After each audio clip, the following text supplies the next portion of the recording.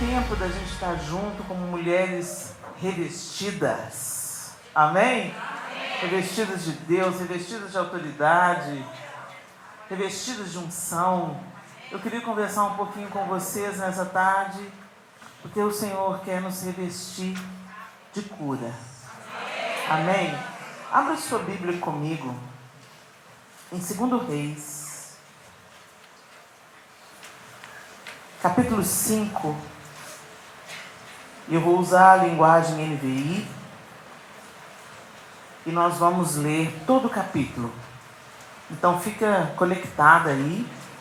Se tem alguém sem a Bíblia do lado, ofereça aí a sua Bíblia. Se não sei se vai projetar aqui, mas se não, acompanhe o texto com a gente a partir do verso 1 de 2 Reis, capítulo 5. Naamã, comandante do exército do rei da Síria, era muito respeitado e honrado pelo seu senhor, pois por meio dele o Senhor dera vitória à Síria. Mas esse grande guerreiro ficou leproso. Ora, tropas da Síria haviam atacado Israel e levado cativa uma menina que passou a servir a mulher de Naamã. Um dia, ela disse à sua senhora: se o meu senhor procurasse o profeta que está em Samaria, ele o curaria da lepra. Naamã foi contar ao seu senhor o que a menina israelita dissera. O rei da Síria respondeu: vá, eu darei uma carta que você entregará ao rei de Israel. Então Naamã partiu, levando consigo 350 quilos de prata, 72 quilos de ouro e 10 mudas de roupas finas. A carta que levou ao rei de Israel dizia: com essa carta estou te enviando meu oficial Naamã para que o cures da lepra. Assim que o rei de Israel leu a carta, rasgou as vestes e disse: por acaso eu sou Deus, capaz de conceder vida ou morte? Porque este homem me envia alguém para que eu o cure da lepra? Vejam como ele procura um motivo para se desentender comigo. Quando Eliseu, o homem de Deus, soube que o rei de Israel havia rasgado suas vestes, mandou-lhe essa mensagem: por que rasgaste tuas vestes? Envia o homem a mim e ele saberá que há profeta em Israel. Então Naamã foi com seus cavalos e carros e parou à porta da casa de Eliseu. Eliseu enviou um mensageiro para lhe dizer: vá e lave-se 7 vezes no rio Jordão, a sua pele será restaurada e você ficará purificado. Mas Naamã ficou indignado e saiu dizendo: eu estava certo de que ele sairia para receber-me, invocaria em pé o nome do Senhor, o seu Deus, moveria a mão sobre o lugar afetado e me curaria da lepra. Não são os rios Abana e Farfar em Damasco melhores do que todas as águas de Israel? Será que não poderia lavar-me neles e ser purificado? E foi embora dali furioso. Mas os seus servos lhe disseram: meu pai, se o profeta tivesse pedido alguma coisa difícil, o senhor não faria? Quanto mais quando ele apenas diz que se lave e será purificado. Assim ele desceu ao Jordão, mergulhou 7 vezes conforme a ordem do homem de Deus e foi purificado. Sua pele tornou-se como a de uma criança. Então Naamã e toda a sua comitiva voltaram à casa do homem de Deus. E ao chegar diante do profeta, Naamã lhe disse: agora sei que não há Deus em nenhum outro lugar, senão em Israel. Por favor, aceita um presente do teu servo. O profeta respondeu: eu juro pelo nome do Senhor a quem sirvo, que nada aceitarei. Embora Naamã insistisse, ele recusou. E disse Naamã: já que não aceitas o presente, ao menos permite que eu leve 2 mulas carregadas de terra, pois teu servo nunca mais fará holocaustos e sacrifícios a nenhum outro Deus senão ao Senhor. Mas que o Senhor me perdoe por uma única coisa: quando meu Senhor vai adorar no templo de Rimon, eu também tenho que me ajoelhar ali, pois ele se apoia em meu braço. Que o Senhor perdoe o teu servo por isso. Disse Eliseu: vá em paz. Quando Naamã já estava a certa distância, Geazi, servo de Eliseu, o homem de Deus, pensou: o meu senhor foi bom demais para Naamã, que ele era meu, não aceitando o que ele lhe ofereceu. Eu juro pelo nome do Senhor que correrei atrás dele para ver se ganho alguma coisa.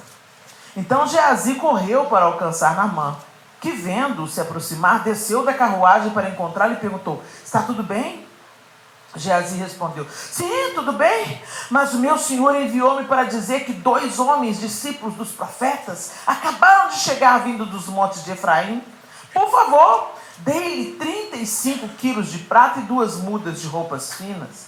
Claro, respondeu Naamã, leve 70 quilos. Ele insistiu com Geazi para que os aceitasse e colocou os 70 quilos de prata em 2 sacolas com as 2 mudas de roupas, entregando tudo a 2 de seus servos, os quais foram à frente de Geazi, levando as sacolas. Quando Geazi chegou à colina onde morava, pegou as sacolas das mãos dos servos e as guardou em casa.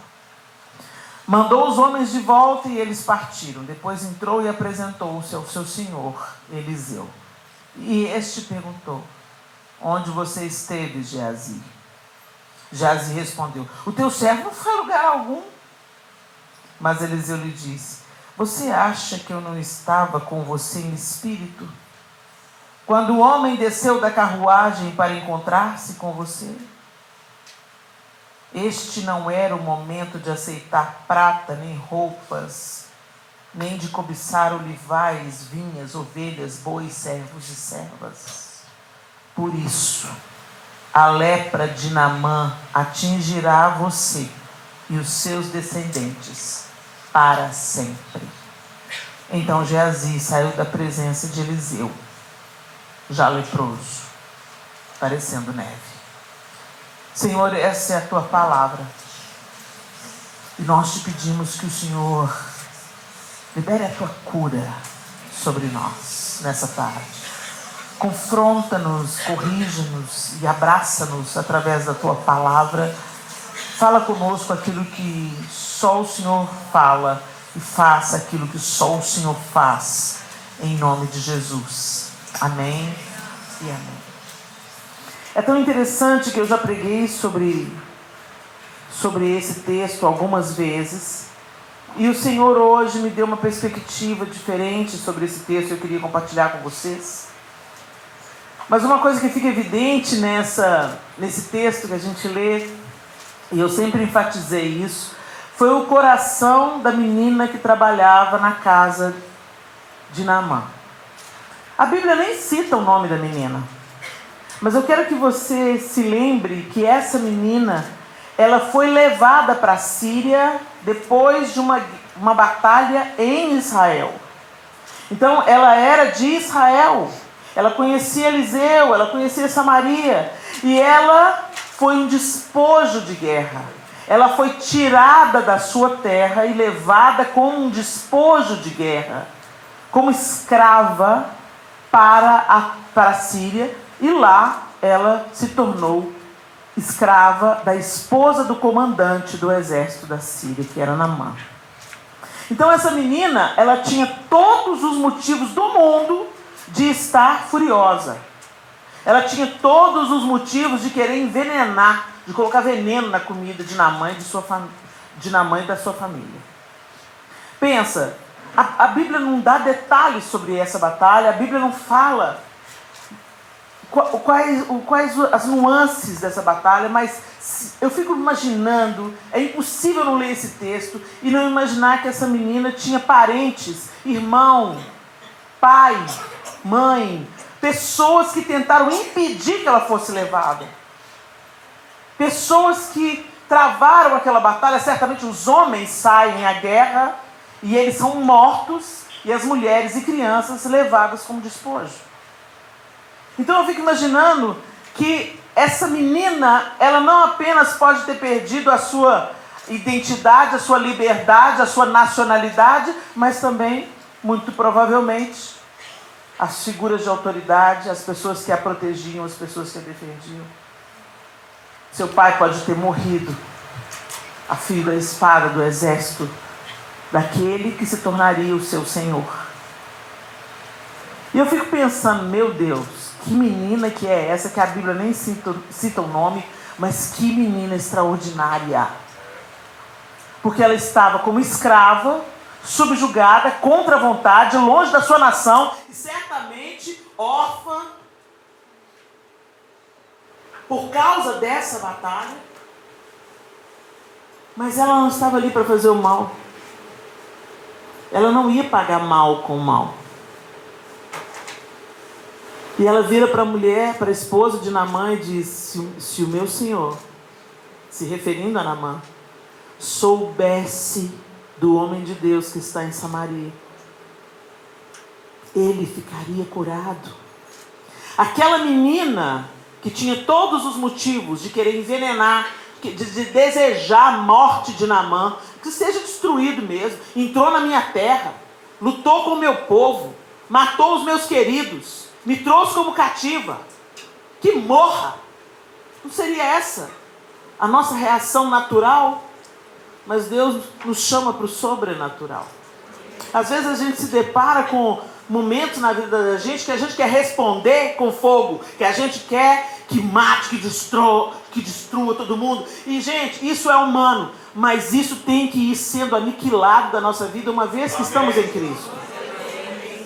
Quando a gente se lembra daquele episódio no Novo Testamento, onde Jesus precisava de um lugar para pousar, e ele manda os seus discípulos e pede para os seus discípulos conseguir um lugar em Samaria, para que eles repousassem antes de chegar a Jerusalém. E quando eles descobrem que eles estão indo para Jerusalém, os samaritanos falam: não tem lugar aqui não. Gente, João fala assim: vamos orar para mandar fogo, queimar todo mundo. Imagina o que falou Pedro. Que se João, o mais docinho, queria que vamos queimar todo mundo, Jesus olha para aqueles discípulos e diz: de que espírito sois? Talvez o Senhor hoje tenha que perguntar para a gente: de que espírito sois? Que a gente anda com a Bíblia debaixo do braço, a frase Jesus te ama, né? Mas a gente não tem nada de Jesus. A gente não tem a humildade de Jesus, não tem a mansidão de Jesus, e a gente quer falar: não quero Netflix, mata, cai fogo do céu. De que espírito sois? Jesus estava crucificado dizendo: Pai, perdoa-lhes, eles não sabem o que fazem. Cada um vai prestar conta das suas zombarias. Não precisa você balançar sua capa amaldiçoando todo mundo, não. Mas é quando a gente é exposto a uma situação extrema, aí é que aquilo que a gente carrega dentro vem para fora. Você só derrama aquilo que você está cheio.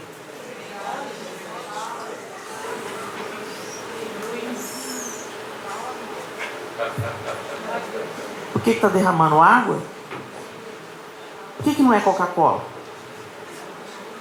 Porque está cheio de água. Você só derrama quando a vida te sacode daquilo que você está cheio. De que espírito sois? A vida sacudiu com a menina. Sacudiu, hein?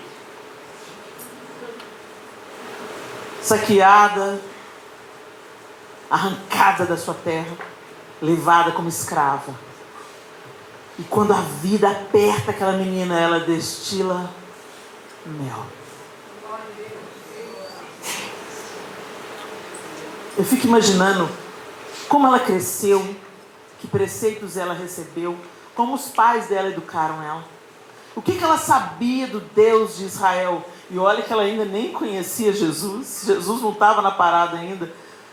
Mas o Espírito dele estava sobre esse coração. Mas nesse episódio, a gente não vê só a manifestação de um coração curado. A gente vê a manifestação de vários corações adoentados. E aí, lendo o texto, no verso 5, no verso 3, ela diz: se o meu senhor procurasse o profeta que está em Samaria, ele o curaria da lepra. Aquela menina ferida, ela apontou o caminho da cura. Então não interessa o que você passou até aqui. Não interessa o que fizeram a você. Deus pode fazer de você uma catalisadora da sua vida. Ele pode adoçar o seu coração amargo. Ele pode transformar o seu luto em festa. Não é nutrindo ressentimento que você vai ser curada. E essa menina descobriu isso. Eu não sei que caminho que ela entrou, o que ela arrumou, mas ela estava livre da amargura. Porque se ela estivesse adoentada pela amargura e pela vingança, ela não teria apontado o caminho da cura. Então nós somos desviados do nosso propósito quando nós carregamos uma cura. E tem gente que gosta quando nós carregamos uma dor. E tem gente que gosta das pereba. Tem gente que tem as pereba de estimação. Você encontra a pessoa um ano, o que aconteceu com você? Eu fui abusada, fui abandonada, meu pai isso, meu pai era alcoólatra, minha mãe drogada. Puxa, que história difícil. Mas que bom que você veio para Jesus. Jesus restaura, que bom que você está aqui. Vai aí caminhando com o Senhor, vai crescendo no conhecimento de Deus. Não se satisfaça com a religião, caminha junto com Deus, chama Deus para a sua vida, pega na mão dele, deixa ele te tratar, deixa ele te corrigir, deixa ele te exortar, deixa ele te inspirar. Vai! Aí daqui a 20 anos você encontra com a pessoa de novo. E aí, fulano? A minha mãe me abandonou, meu pai era alcoólatra. Peraí, 20 anos. Quantos anos você caminha com Jesus? 20 anos. Caminha com Jesus não, você caminha com a religião. Porque é impossível você ter relacionamento com Deus e não ir se tornando uma pessoa melhor, de fé em fé, de glória em glória, até esse dia perfeito. Deus vai transformando a gente, Deus vai ensinando a gente a eu vou ser perfeito. Não! Você não vai ser perfeito porque você é humana. Você está numa embalagem totalmente vulnerável. Mas quando você se aproxima do Senhor, gente, a gente fica parecido com quem a gente anda. Se você tem filho adolescente, você sabe do que eu estou falando. Ele chega em casa cheio de treta, cheio de gíria. E você fala, de onde que esse menino aprendeu isso? Aqui em casa não se fala isso. Mas ele está andando com você, mãe e pai. Ele fica mais tempo na escola. Então, com quem ele anda, ele começa a reproduzir com quem ele anda. Se veste igual, penteia o cabelo igual. É incrível, não é só adolescente não, eu que o digo. A gente é muito influenciado pelo meio que a gente vive. Então, abre aspas. Ame a todos. Se assente na mesa com todos. Você não é melhor do que ninguém. Mas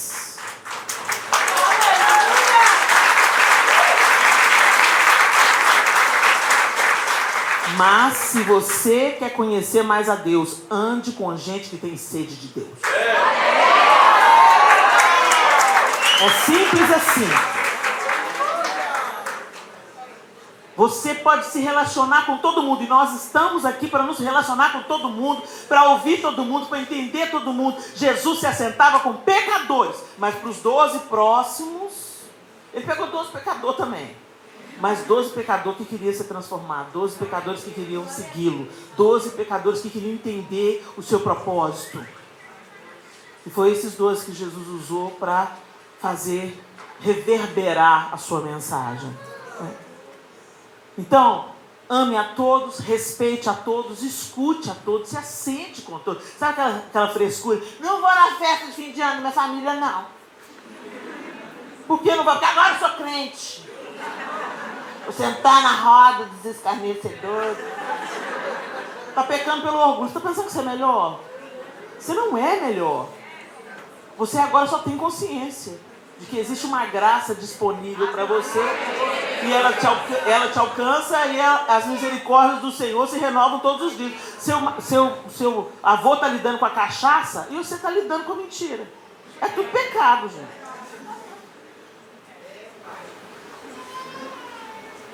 Seu irmão está na vida louca. E você, só Deus sabe o que está no seu pensamento. E o que você faz na internet quando você está sozinha. Não foi carne e sangue que me revelou. que eu quero dizer, gente, que nós não somos superiores a ninguém. Apenas tivemos a revelação pela obra do Espírito Santo daquilo que Jesus fez e que Ele quer nos reconciliar com o Pai. Então que você seja reconciliado. E à medida que nós somos reconciliados e nós vamos andando com Jesus, a gente vai ficando parecido com Ele. E essa menina tinha essa característica. Mas logo em seguida, se você acompanhar o texto, a gente se depara com uma doença. A doença do medo. Olha aí no verso 7. Assim que o rei de Israel leu a carta, rasgou as vestes e disse: por acaso eu sou Deus capaz de conceder vida ou morte? Porque esse homem envia alguém para que eu cure da lepra. Veja como ele procura um motivo para se desentender comigo. Eu fico imaginando a cena. Imagina um homem, um rei, rasgando a roupa. Frá! Ai, que drama, meu Deus. Drama 15. Mas o que levou aquele cara a fazer isso? Medo. E o medo é uma doença. Quando a gente lê o texto, a gente pensa que a única doença que o texto está trazendo para a gente aqui é a lepra. Não é não. A gente se liga muito nas doenças físicas, mas, gente, as doenças físicas nada mais são, a maioria esmagadora delas, de uma consequência de um adoecimento, muitas vezes, do coração, das emoções, dos pensamentos. Por isso que o Senhor fala, a sua palavra diz que, sobre tudo que você deve guardar, guarde o seu coração. E preste atenção em como você pensa, porque como você pensa, assim você é. E a gente vai permitindo, sabe, que todo tipo de lixo vai entrando para dentro da gente. A gente não cuida da comida e nem, física e nem cuida da comida espiritual. Aí vai dar ruim, gente. Uma hora você vai adoecer. E a ciência já provou que muitas espécies, muitos tipos de câncer acontecem por causa da falta de perdão e da amargura. A ciência já provou isso. Estudos científicos. E se você pensar, por exemplo, eu tenho psoríase. Psoríase é uma doença genética, autoimune. A psoríase é o seguinte, ela se manifesta na pele, como a lepra. E ela cria manchas esbranquiçadas e com casca. O meu tipo de psoríase, tem vários tipos de psoríase. O meu tipo de psoríase não, o tipo de psoríase que fica tentando fazer gracinha no meu corpo é uma psoríase que chama gotata, que ela é menorzinha e parece um tanto de lesãozinha assim. E todas as vezes que eu ficava muito estressada, ou muito triste, ou muito cansada, aí ela florava. Então, coisas que eu não sabia elaborar dentro de mim, vinha para a pele. Coisas que eu não sabia resolver dentro de mim, estourava na pele. E assim, gente, não tem aquele herpes, né? Então, a baixa imunidade, muitas vezes baixa imunidade por causa de quê? Por causa de trabalho demais, por causa de estresse emocional, por causa de uma notícia ruim, por causa de um luto que você está vivendo. E aí vem, o corpo manifesta. Deus precisa de tratar a raiz, Ele quer tratar a raiz daquilo que você precisa ser curado. Não adianta podar uma árvore doente. Você precisa tratar a terra que ela está, a raiz, a luz que ela está recebendo. Não é só ir lá e cortar os frutos podres. E muitas vezes a gente faz isso. A gente varre os problemas para debaixo do tapete. A gente não quer ir no cerne do problema, no âmago do problema. A gente maqueia o problema. Não é nada disso não. Está tudo bem. Jesus já curou. Jesus já libertou. E está adoentado. E está fofoqueiro. E está invejoso. A inveja é só sintoma. A fofoca é só sintoma de uma outra doença. E o medo também. O medo é uma doença. E esse rei, gente, ele era o rei de Israel. Ok, pelo que a gente entendeu do texto, o rei de Israel já tinha sofrido uma derrota, porque a menina... A Bíblia não fala quanto tempo se passou entre o tempo que ela foi levada cativa, mas o fato é que o rei estava morrendo de medo do rei da Síria. E o rei da Síria sabia da sua superioridade, porque já mandou recado. Resolve aí. Mas esse cara, esse rei, era rei de Israel, mas ele não sabia nada sobre Israel e o seu Deus. Porque ele se borrou de medo. Acaso eu sou Deus? Não, você não é Deus. Mas não é Deus que governa Israel? Não há Deus em Israel? Não há profeta em Israel? E o medo, o que ele tem feito com você? O medo e a insegurança. A insegurança é uma doença. A gente precisa ser curado da insegurança, gente. A insegurança é aquela doença que te faz pensar assim: a paz, pastor Bruno, tudo bem? Você viu, pastor Bruno nem me respondeu. O que será que ele não me respondeu? Será que contaram o que para ele? Será que ele não gosta que eu esteja aqui na igreja? Ou então vai fazer: por que o pastor Bruno... metido, nojento. Parece que tem um rio na barriga. Não vou nessa igreja mais. Ô gente, se você está bem resolvido com Deus, com você mesmo, você está de paz com você mesmo? Oi, fulano! Se virou a cara para você, aleluia, Jesus. Vida que segue. Perdeu a oportunidade de ganhar um abraço, um cheiro. Gente, as pessoas não são obrigadas a gostar de você. De vez em quando vão desaforados lá no meu Instagram, me dizer meia dúzia de impropérios. Eu falo assim: gente, por que essa pessoa está me seguindo? Segura na mão de Deus. É, Maria Grossa. Vai! Vai! Mas assim, as pessoas... Doença. É doença. Inseguras, medrosas. Aí elas se encontram com uma pessoa que é livre do medo, livre da insegurança. E aquela pessoa incomoda elas. E elas querem plantar o medo que está dentro delas. Talvez seja o medo que esteja te paralisando. A insegurança que esteja deformando as pessoas diante de você. E aí você sai atacando todo mundo. Mas no fundo, o problema não são as outras pessoas. É você. É o seu medo, a sua insegurança, que está projetando no outro aquilo que você não está resolvendo dentro de você. Hashtag fica a dica. Aí, Eliseu, o cara que sabia que é Deus em Israel, o cara que tinha relacionamento com Deus. Gente, o que faz diferença entre Eliseu e o rei de Israel é o relacionamento. Superioridade, tudo homem.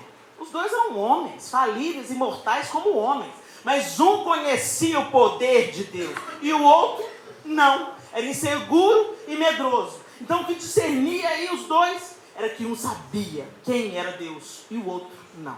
Embora governasse o povo, que era o povo de Deus. Aí Eliseu fica sabendo e fala assim: ok, pode mandar para mim. Adoro. Aí a gente se depara com outra doença. Olha aí no verso 11. Mas Naamã ficou indignado e saiu dizendo: eu estava certo de que ele sairia para receber-me e invocaria em pé o nome do Senhor, o seu Deus, moveria a mão sobre o lugar afetado e me curaria da lepra. E no próximo capítulo ele desfaz das águas de Israel e fala: na minha terra tem água melhor, tem rio melhor. A doença do orgulho. Ah, gente, nós estamos lascados com orgulho. Aí você pensa: o diabo se levantou, Helena. Não é o diabo não, é a mão de Deus te resistindo. Porque Deus resiste ao soberbo, mas aos humildes Ele concede a sua graça.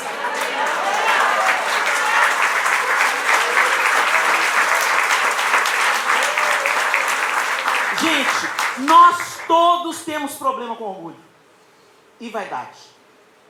Eu não. Você tem Instagram?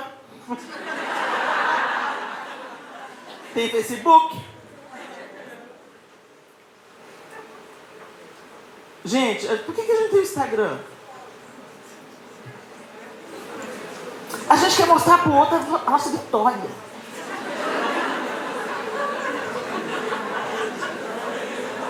Né? Como a gente é poderoso na terra. Ninguém posta arroz com feijão, gente. Embora seja a comida mais maravilhosa do mundo. Fala sério. Arroz, feijão, um ovo frito com gema mole e tomate. Eita, trem bom. Mas não. Só salmão com alcaparras. Porque se eu postar o que eu gosto, vou me chamar de pobre. Eu uso a bolsa fake e pego o metrô. Pego um ônibus. Por quê? Eu quero provar para os outros que com a bolsa fake, gente. Usa a bolsa da Renner. Qual que é o problema? Usa da C&A. Usa que o seu bolso suado e honesto trabalho pode pagar. Mas a gente faz isso pra quê? Pra tentar impressionar. A gente mente pra gente mesmo. Orgulho é aquilo que dói quando a outra te dá uma resposta e você te diz um desaforo e você quer responder na mesma altura. E ela vai ver comigo. Você não sossega, você não dorme. Ela vai ver comigo. Né? Acontece uma briga no ônibus. Hoje eu vi uma situação e eu estava passando uma raiva e eu virei e falei assim: deita, você não vai levantar de novo. Você não vai levantar de novo. Porque, gente, a gente precisa de segurar na mão do manso e humilde de coração. Ele já deixou a dica. Ele falou assim: vinde a mim, todos vós que estáis cansados e sobrecarregados, e eu vos aliviarei. Tomai sobre vós o meu jugo, porque o meu fardo é leve. E aprendei de mim. Aprendei de mim, aprendei de mim, aprendei de mim, que sou manso e humilde de coração. Que essa nossa humildade falsificada, essa tão humilde de chinelinho de dedo, de cabeça baixa. Tá mentindo pra você mesmo, né? Não, eu tô aqui servindo na igreja, pastor Bruno. Pode contar comigo sempre, viu, pastor Bruno? Eu limpo, passo, cozinho, porque eu sou muito humilde. Mas ninguém me reconhece nessa igreja. Aqui eu sou abusada, entendeu? Fico lá, lavando os banheiros e essas bonecas aí nesse congresso da esquerda. Mas um dia Deus vai me honrar. Ô, Senhor. Gente, a gente muitas vezes faz a caridade e põe nos stories. Não ponha nos stories o que você faz pro Senhor. Glória a Deus. Quantas vezes? Olha, gente, estamos aqui diretamente da favela, falando de tal, estamos doando 350 cestas básicas, porque a gente é muito legal. Deixou de ser. Helena, mas a gente tem que contar, porque o povo tem que saber que a igreja trabalha, a igreja se envolve, a igreja se preocupa com o necessitado. Gente, Jesus falava para os caras assim: não conta para ninguém. E ele não conseguia apagar. Alguém sempre vai falar. Você não precisa falar daquilo que você está fazendo para a glória de Deus. Primeiro, Deus está vendo, e basta que Ele veja. Segundo, o inferno está vendo, e basta que eles vejam. E outra, sempre vai ter alguém para dizer: fala mal de fulano não. Muitas vezes eu vi gente falando: mas fulano de tal, hein, Helena? Lá da sua igreja, hein, Helena? Rico milionário, né? É, né? Quem semeia, colhe, querida. Você não viu a semeadura? Eu vi. Anos e anos de semeadura. Anos que tirou dele e deu para os outros. Então vem falar do fulano perto de mim, não. Vai cuidar da sua vida. Que ainda, gente, eu ainda estou em treinamento, tá? Não sou fácil, Jesus. Sai toda a ira, mansinho.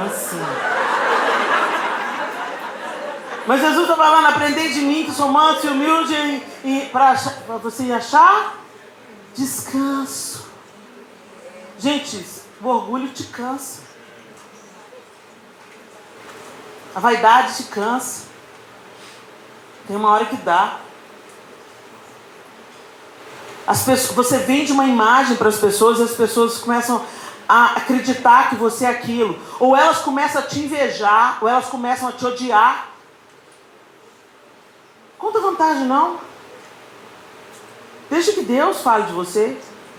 Fica caladinho, trabalha aí, faz o que você tem que fazer. Mate sua obrigação, porque... mas Helena, nós não somos salvos pelas obras. Não somos mesmo, nós somos salvos pela graça. Mas somos salvos para as obras. Porque a fé sem obras é morta. Agora o orgulho, ele está sempre diante de nós. E estava aqui, Naamã derramou o que estava dentro. Sabe-se lá, gente, se essa lepra não estava lá por causa do orgulho de Naamã? Sabe-se lá. Ele se achava tão especial. Mas peraí, não saiu? Eu achei interessante as exigências dele, né? Eu tinha certeza que ele ia sair e que ele ia se colocar de pé. Não podia curar sentado também não.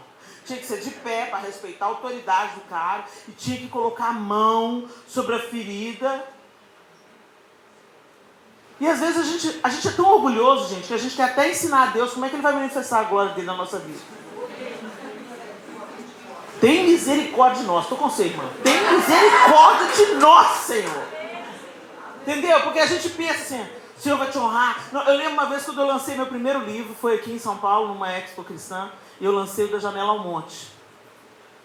E eu tinha acabado de sair do Diante do Trono, tinha aquela fila de gente para eu dar dedicatória no livro, e cada um vinha e falava assim, Helena, chegou o seu tempo.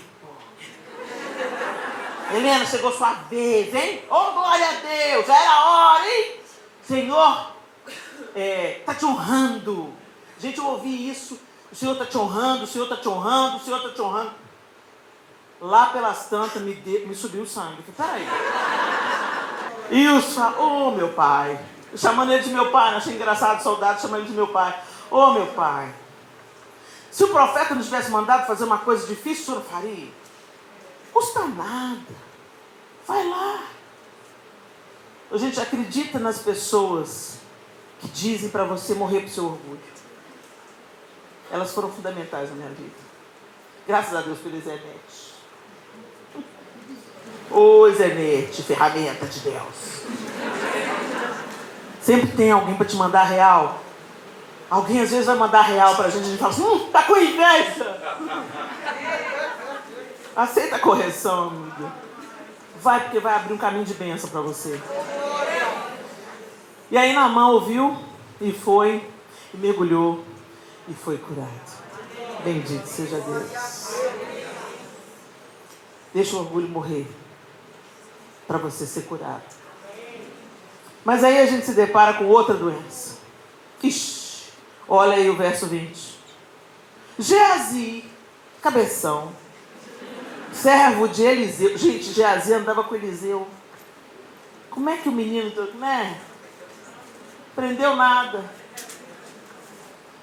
Servo de Eliseu, o homem de Deus, pensou: meu senhor foi bom demais para Naamã, que ele era meu, não aceitando o que ele lhe ofereceu. Eu juro pelo nome do Senhor que correrei atrás dele para ver se ganha alguma coisa. Pois, gente, a cobiça é uma bênção. Com quantas pessoas você se relaciona e por quê? Por que você se relaciona com as pessoas que você se relaciona? Um problema no nosso tempo hoje é a gente querer se relacionar com os famosos, poderosos e ricos. Ou então alguém que seja muito criativo, muito alegre. Eu sou assim apagadinha. Então eu ando com a Naíma, poderosa, grande, linda. Quem sabe assim me notam. As pessoas, elas se relacionam hoje de uma maneira utilitarista. Eu ando com você enquanto você me interessa. Se eu tenho status, eu posso, entendeu? Ter um dinheirinho, um presente especial. Se eu tiver um apuro, eu tenho um amigo para pedir um socorro financeiro, né? Então as pessoas se relacionam. Não, eu me relaciono com fulano porque não, todo mundo nota fulana. O pessoal diz, Helena, te admiro, Helena, deixa eu tirar uma foto com você, Helena. Mas se eu cair no pecado de adultério escandaloso amanhã, todo mundo vai me riscar do grupo de Facebook. Isso não é amor. Isso é encarar o ministro como celebridade, produto. Ah, eu vou tirar uma foto para ganhar curtida. Que amigo, gente. O outro caiu, você coloca nas costas e leva.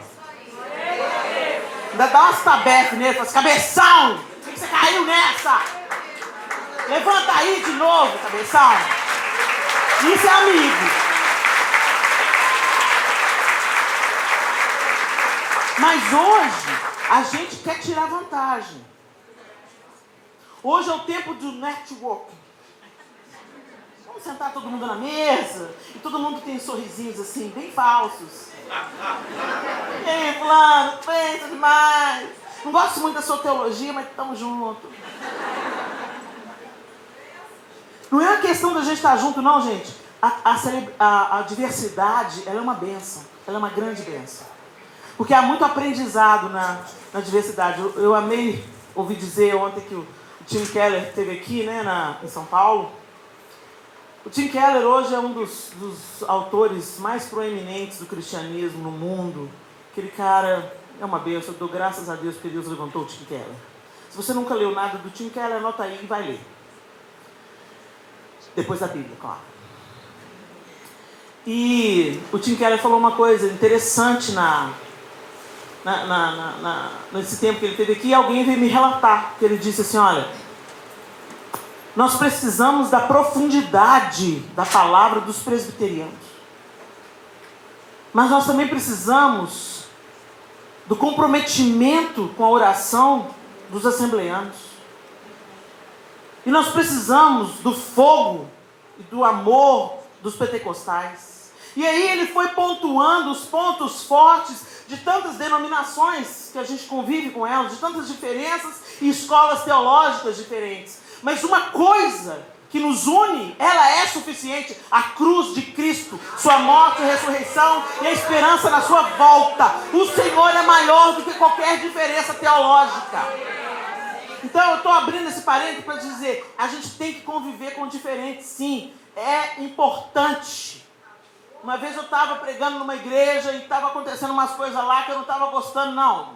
Não estava sendo pregado nenhuma heresia, isso é diferente.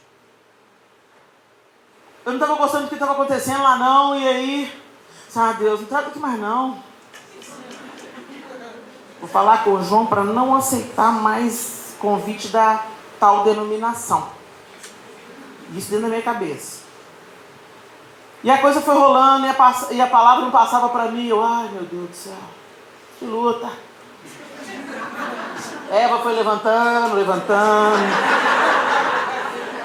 Aí o Espírito imbatível, maravilhoso, doce, pontual e preciso, falou comigo assim, aquela pergunta que só podia ter saído do Espírito: você ama seus filhos?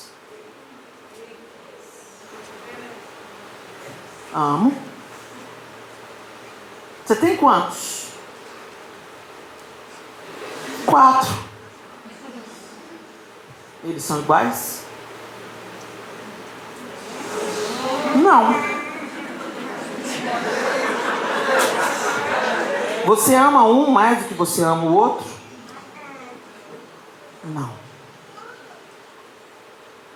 Discordo de uns, vontade de matar outros, mas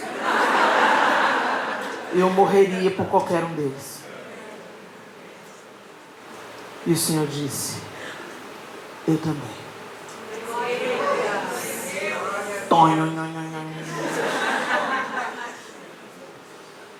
Mas eu não estou falando disso, eu estou falando da comunhão por interesse.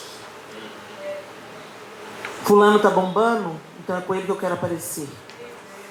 Conferência tal, vai muito ministro, tem que marcar presença. Todo mundo tem que me ver aqui, no meio dos poderosos na terra. Jesus fazia o seguinte: os poderosos na terra tá para lá, Jesus, ó. Jesus podia ter nascido em Jerusalém, mas ele não nasceu. Tem aqueles que falam assim: o burrinho era BMW da época. Não era, não. Era um burrinho, porque tinha as bigas e os cavalos puro sangue do Império Romano. Jesus escolheu andar de uma maneira simples, conviver com pessoas simples. Ele se despojou de toda a glória. Mas a gente usa às vezes até o nome de Deus para buscar honra, coroas e glória para nós mesmos. Que a cobiça se aparte de nós. Geazi vivia com Eliseu, via Deus operando o tempo inteiro. Não, eu tenho certeza absoluta, não faltava nada para Geazi. Que esse cara foi atrás de Naamã para pedir aquilo que não era lícito a ele pedir? E aí logo em seguida vem a outra doença, a mentira. Para conseguir o que ele queria, ele mentiu. Olha aí no verso 22, Geazi respondeu: sim, tudo. Mas o meu Senhor enviou-me para dizer que dois jovens, discípulos dos profetas, acabaram de chegar, vindos dos montes de Efraim. Por favor, deles 35 quilos de prata e 2 mudas de roupas finas. E ele mente aqui para Naamã, e depois ele mente para Eliseu. Quando Eliseu fala com ele assim: onde você estava, Geazi? Eu não saí não, está por aí. A doença da mentira. Gente, tem gente que é crente há 10, 20, 30 anos e é habituado a mentir. A mentira faz parte da vida. Não, mentirinha branca. Tirei na 7, Helena. Ainda é racista ainda. Hashtag fica a dica. Como assim? Tem crente que... Alô? Alô, fulano, sua mãe tá aí? Mamãe? Mamãe não. Ah, depois você fala para ela ligar para mim, tá bom? Bom. Ai, graças a Deus. Tô devendo Mary Kay.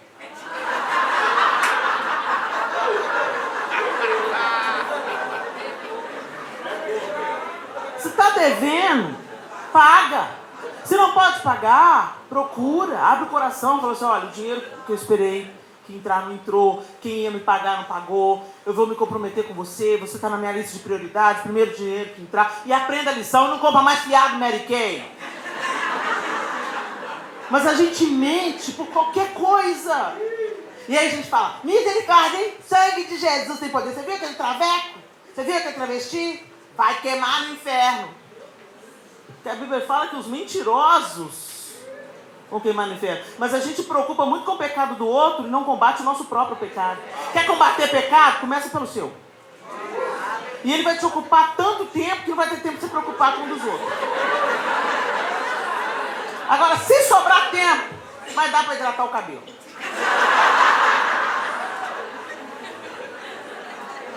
Então presta atenção, gente. Nesse texto, o texto está abordando uma lepra. Mas as nossas lepras são muitas. A mentira, a cobiça, o orgulho. E eu podia listar outros. A inveja, a comparação, a insatisfação, a ingratidão. E nenhuma delas a gente vê. Nenhuma delas dá para tratar com remédio natural, né? Mas tem remédio para as nossas mazelas emocionais, morais, espirituais. E Deus quer fazer isso em nós. Durante muitos anos, eu sofri com a inveja. Eu senti uma inveja doentia. Mas eu sabia que era uma doença, e eu sofria com aquela doença, e eu tentava me desvencilhar daquela doença, e eu não conseguia. Mais dureza ainda quando a gente sente inveja de alguém que a gente ama. E eu fiquei anos na igreja assim. Até que um dia eu resolvi não ser só religiosa. Eu tive uma discussão com a minha mãe, com meu pai, na verdade. Briguei feio com meu pai, gritei com meu pai, ofendi o meu pai, desacatei o meu pai. E a minha mãe entrou na minha frente e falou: Leninha, você não nasceu de novo. Quando ela me falou isso, eu queria bater nela. Como não nasci de novo? Malévola. Mas aquilo foi: você não nasceu de novo. Você não nasceu de novo. Você não nasceu de novo. E quando eu acendi a luz do meu coração, estava tudo lá. Às vezes a gente vai para debaixo do tapete e pensa: sou crente. E sai por aí dando mau testemunho. Porque carrega Jesus na camiseta. Mas não nas atitudes, não nas escolhas, não na maneira de tratar o outro. Gente, a gente não faz essa obra na gente mesmo. Só Ele. Mas você tem que se render. Você tem que se dobrar, você tem que admitir. E foi isso que eu fiz. Entrei no meu quarto e falei: Deus, eu não aguento mais ser invejosa que eu sou. Eu não aguento mais ser a mulher irada que eu sou. Eu não aguento mais ser insatisfeita que eu sou. Eu não aguento mais, Senhor. Me ajuda. Eu preciso do seu perdão e eu preciso do seu mover sobre a minha vida.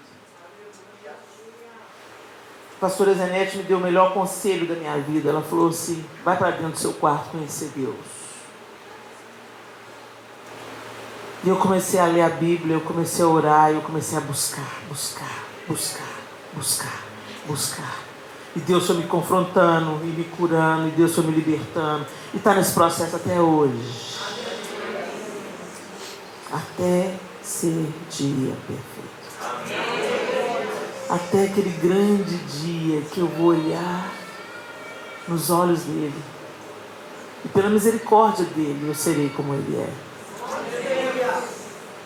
Mas eu não estou conformada com quem eu sou hoje.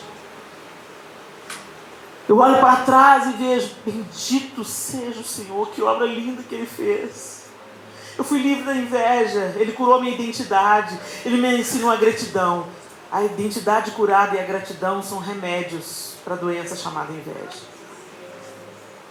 E Ele me ensinou a ser feliz com aquilo que eu tenho. Que vida boa que eu tenho, gente. Eu tenho um marido maravilhoso, eu tenho 4 filhos, imperfeitos como eu. E os mais imperfeitos são os mais parecidos comigo.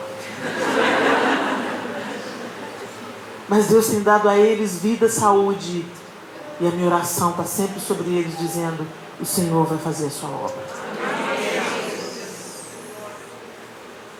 Eu comecei a olhar até para as faltas.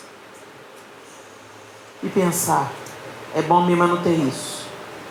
Isso ia me estragar. E é tão libertador.